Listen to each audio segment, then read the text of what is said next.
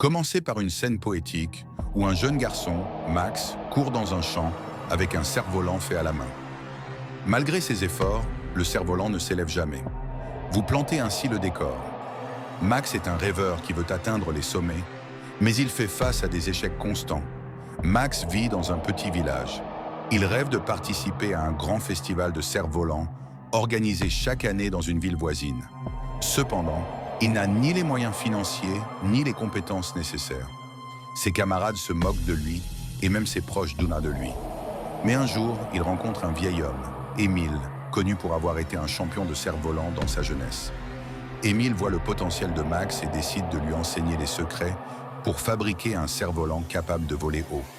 Leur relation devient un mélange de mentorat et d'amitié. Le travail acharné et les épreuves, Max travaille dur. Il passe des nuits blanches à perfectionner son cerf-volant. Mais ce n'est pas sans obstacle. Un jour, une tempête détruit son prototype. Sa famille lui demande d'abandonner pour se concentrer sur des tâches plus pratiques. Ses amis continuent de se moquer de lui. Mais Max persévère, encouragé par les paroles sages d'Émile. Un cerf-volant vole contre le vent, pas avec lui. Les obstacles sont ce qui te fera monter. Le grand jour. Le jour du festival arrive. Max et Émile se rendent à la ville. Au début, le cerf-volant de Max ne semble pas fonctionner. Mais il décide de ne pas abandonner.